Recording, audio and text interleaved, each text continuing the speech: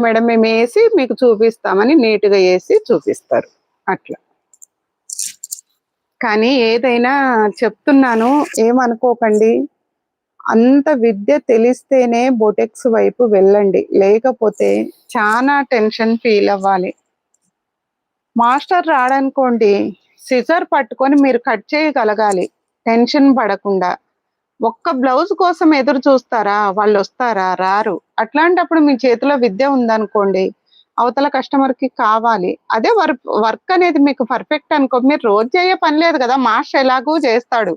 ఇంకో విషయం చెప్పనండి. మనం ఎంత కరెక్ట్‌గా ఫిట్టింగ్ అందించినా గూడా జనాల్లో ఎలా ఉంటదంటే, మాస్టర్ అయితే కరెక్ట్ ఫిట్టింగ్ ఇస్తారు. వాళ్ళ ఆలోచనల ప్రకారమే పోనిద్దాము. ఇబ్బందేం లేదు. ఎందుకంటే అంత టైం గూడా మనకుండదు. వాళ్ళతోనే చేయిద్దాం. కానీ ఎప్పుడన్నా వాళ్ళు రాలేనప్పుడో, సెలవులు పెట్టి వెళ్ళినప్పుడో, అర్జెంట్ వర్క్ ఉంటే ఏం జేస్తారండి మీరు? పోనీ వాళ్ళు కట్ జేసి వేరే వాళ్ళ దగ్గర అప్పజెప్పి ఎళ్తారు. వాళ్ళు ఏం స్టిచ్ జేస్తారో వాళ్ళకే తెలియొద్దు. మీరు చెప్పాలి గదా!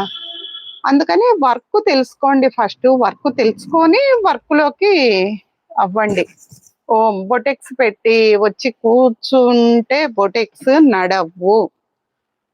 ఒక్క టైలరింగ్ అనే కాదు. మగ్గం పెడితే మగ్గం గురించి తెలిసుండాలి. స్టిచ్చింగ్ పెడితే స్టిచ్చింగ్ గురించి తెలిసుండాలి. మ్యాచింగ్ సెంటర్ పెట్టినారంటే కలర్ కాంబినేషన్ దగ్గర నుంచి